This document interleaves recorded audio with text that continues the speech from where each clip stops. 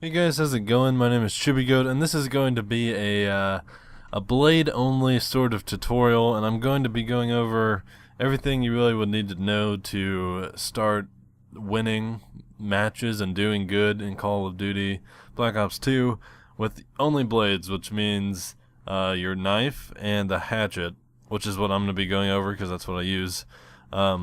So I am going to have a whole bunch of in-game examples, and I'm going to go and I'm going to show them. But first, what's also important is that I show you my score streaks and my create a class. What's really important actually is my class that I use to knife, because you need to copy this exactly in order to have the perfect knife class. This is the perfect knife class right here. You're not gonna get a better one, because you know this is the one I made. So it's not the best one because I made it. It's the best one because I'm a badass blade person and I made it. So lightweight, you need lightweight to get around really fast. Obviously, hardline you don't really need. You kind of weigh out which ones are best out of all of them. Obviously, so you don't really need hardline. Ghost you could make an argument for, but the lightweight is you really need lightweight in order to pick up some kills that you wouldn't normally be able to get because you have a freaking knife and two hatchets. So you have to be able to run fast to dodge bullets and to get to someone when you're out of hatchets. So lightweight's kind of necessary. Scavenger, equally necessary, I would say, because it lets you pick up your hatchets, and you need to pick up your hatchets because that's how you kill people. That's a lot of how you kill people. Your hatchets are really. I can't really. I don't know which one would be more important. I guess you technically get more kills with a knife in a match, but hatchets are really, really important to kill people who would normally kill you because they have a gun and you wouldn't have any ranged. So hatchets, very important. You need scavenger to pick those back up. So every time you kill one person with a hatchet, you get two hatchets back. So I mean, it's pretty freaking awesome. Toughness, you don't need. Cold-blooded would be okay, but not as good as scavenger. Fast hands is the other one that we're going to go over, and hardwired is stupid for this, so you don't need that. Yeah.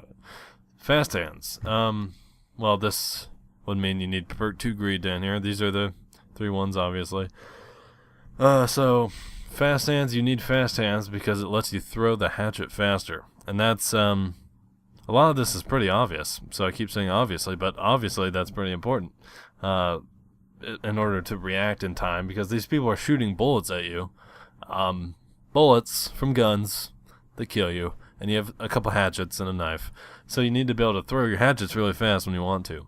So that right there, fast hands. It'll also let you throw back grenades if you get in that situation.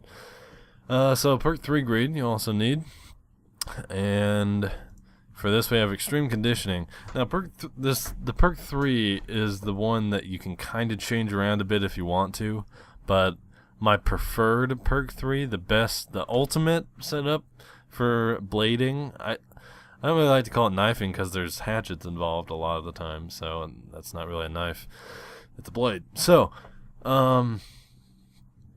yeah, this is the one you can mess around with a little bit. The ones I use all the time, or my main ones, are the extreme conditioning and tactical mask. You need extreme conditioning. Okay, that's also the same for the same reason you need lightweight. You need to be able to get up to the people, and yeah. So I already explained that basically. So you need to have extreme conditioning. You can't change that one out. So you get extreme conditioning, and you can choose here between. See, I wouldn't go with engineer, because you have to be good enough to not get blown up by things like that in the first place. But you could booby trap packages, but you don't really care about that because you're sprinting around the whole map and you're not really doing that. So tactical mask. Okay, well, so let's go over the ones you can't really get first. So dexterity, it's a good one. It's good. I had to use this before I got tactical mask because I just prestiged, and I just recently got to 20 for my tactical mask. So I was using dexterity before tactical mask, and it is a really good option to use before you have your tactical mask because it lets you climb fast. And I notice I am kind of climbing often, but At the same time, that can be easily countered by just not climbing. You don't have to climb really at all. There's stairs in most cases. So don't really need that. And that Tactical Mask just completely obliterates that because there are those little electrical things all freaking over the place, bro. All over the place. Here. Shot charges. Those are everywhere. Okay? They're everywhere. And they will totally screw you up when you're running at a bro and it shocks you. Because there people like to camp hallways and stuff, and they put one at each end of the hallway, and you'll die if you don't have Tactical Mask, because you need all of the time you can have because you're using blades and not a gun, so you're at a disadvantage already. So you need all the time you can get. So that Tactical Mask gives you that time. Basically, it's really important. What I tend to do when I get a higher level is also I make an exact copy of this class. I keep my 2 knife classes at the very top and the very bottom, just kind of because those are the ones I always go to, so I go boom or boom when I choose a class. So the other option, if you don't want to do Tactical Mask, excuse me, is awareness. And awareness, you could also you're gonna want awareness if you want to do another class, because awareness is, well, only if you have something you can really listen to footsteps with. If you don't have a good headset, then I wouldn't really bother with that. Just stick to the Tactical Mask. I have a 7.1 surround sound headset, so it's, I can do that.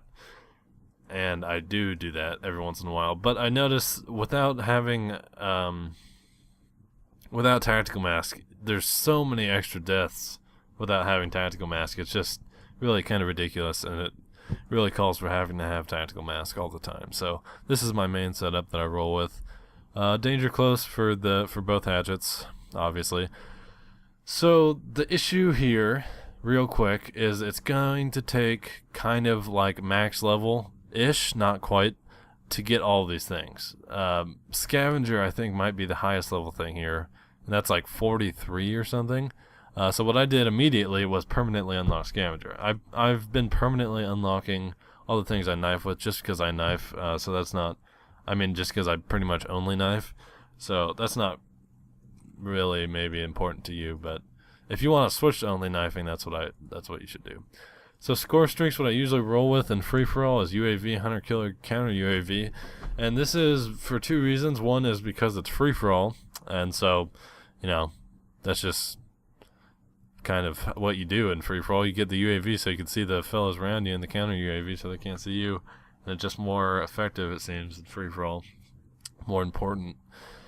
And it's really simple. The other reason is because it's really fast, and these are really easy. I don't have it unlocked right now, obviously, because I just prestiged recently, so I have to usually I use a care package, but a care package isn't a really smart move in a free-for-all, because it's kind of, you'll end up losing it a lot.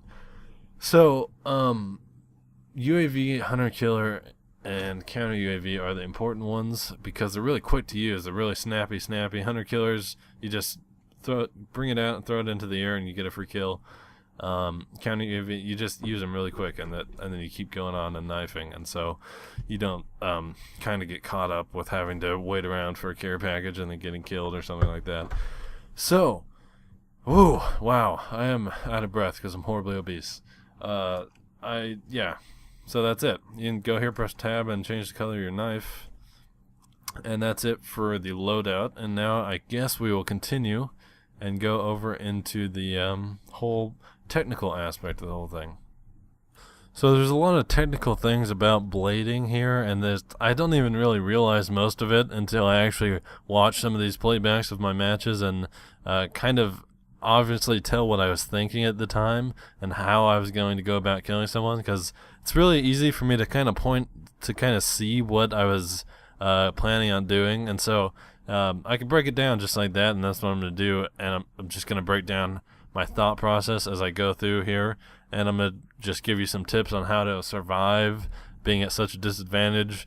How I got started with this was I got I wasn't really interested in Black Ops 2 anymore. It's just not really fun to play. But so I started using a knife.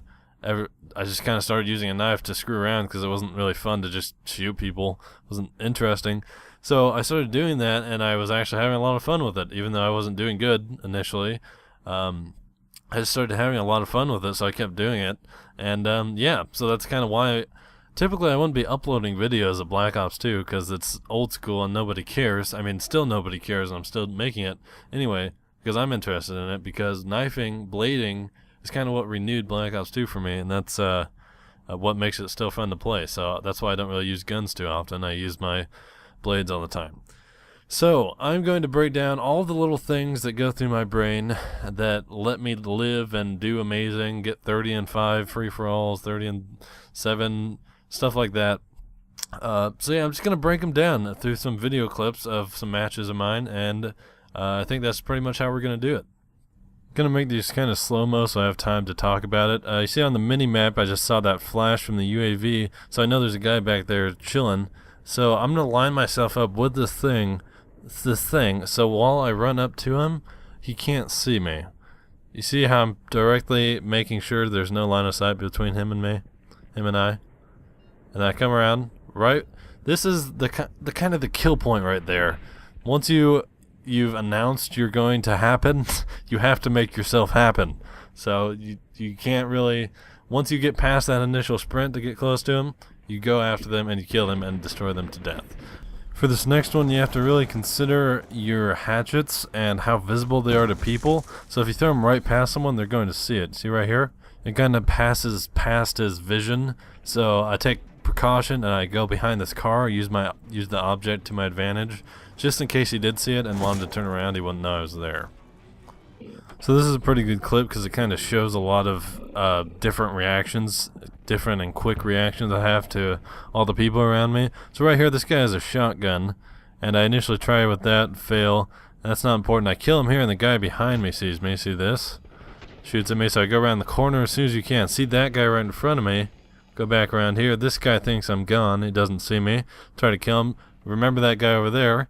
Kill him. See the guy out of the corner of my eye coming up.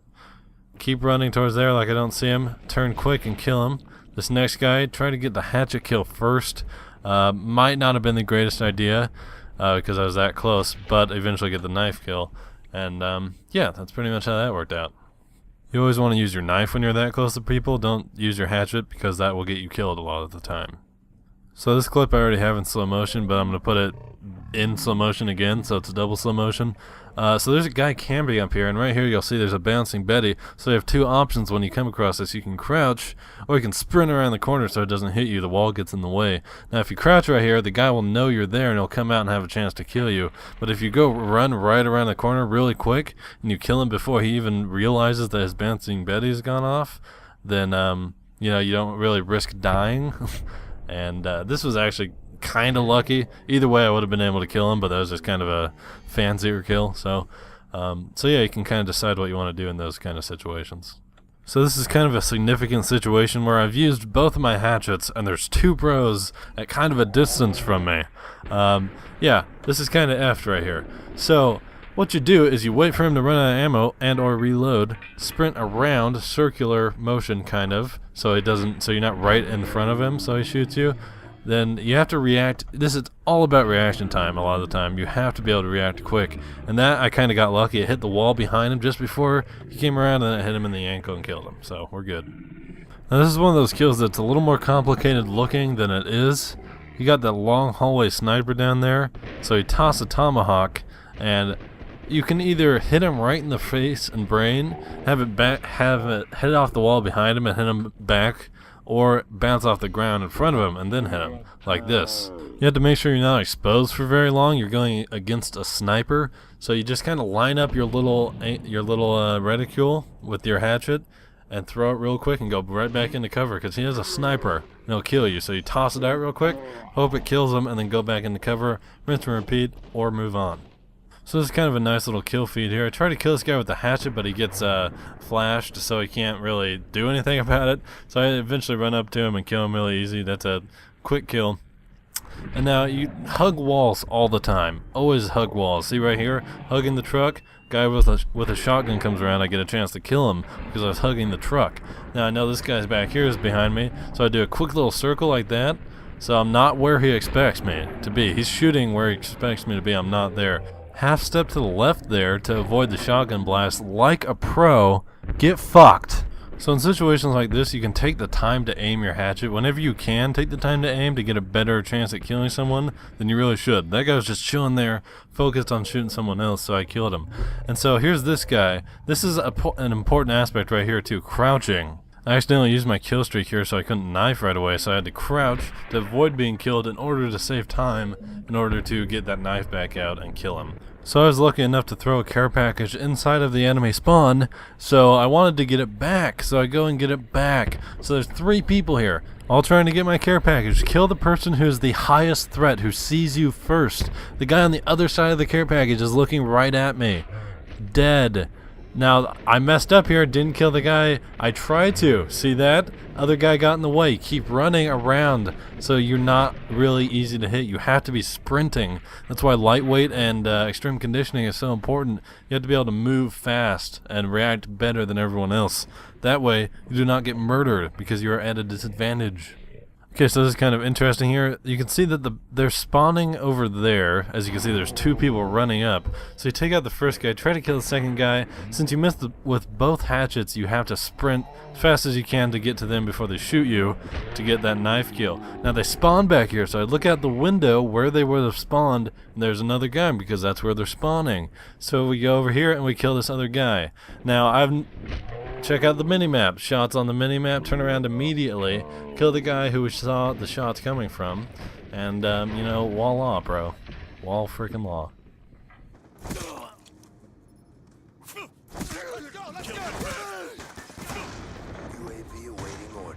This clip also follows the kill the highest threat first rule. It follows it hard, and that's why I'm able to get these kills. So I killed that guy. There's 3 guys here. This guy's looking right at me. So we're going to go ahead and kill him. That guy just witnessed a murder, so he's going to try to kill me. So I'm going to go ahead and kill him. That guy, the other guy's not even looking this way at all. So we have time to turn around and take him out.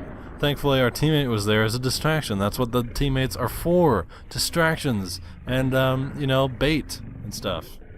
This is another crouching situation. So I kill this guy, but I'm stuck in the lunge because it's a lunge kill. This guy's shooting my face off. So the only thing you can do right here is crouch.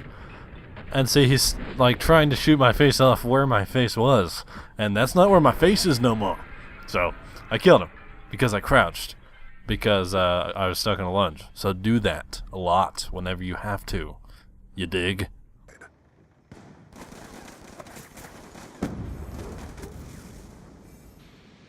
So this is another one of those far but easy hatchet kills, and it also shows something else. So I notice this guy, I see him, he sees me, I know he sees me. So I act like I didn't really see him, and I go off. So this is random, this is acting totally randomly. And we go back, and unexpectedly go back and hatchet him. See, the point here is he doesn't expect you to go back. He thought you were gone. Now this is not the best situation because it was obvious that I saw him, but this works best in situations where it's not completely obvious that the enemy saw that you saw them. So if it looks like you had no idea that you saw them and you went around the corner, they are sprinting after you now. So sprint back around the corner and kill them. Not in that situation because that'd be too far, but you know. This kind of fakey technique is how I get a lot of kills, actually. So just really pay attention to this part. This is important. You have to do what I just said a lot, because it'll get you kills a lot of the time, because people are really, really stupid. So this is another line of sight situation. You want to not have any line of sight between you and the person you plan on killing as much as often as possible. Because that little time that he didn't know exactly what I was doing, I had time to sprint out and kill him, because he had no idea. He was unsure. So I think that pretty much concludes the whole major idea. Some things I'd like to emphasize about blading, some of the most important things for getting kills and not dying is wall hugging, which I really didn't go over as much as I should have, which is why I'm talking about it now.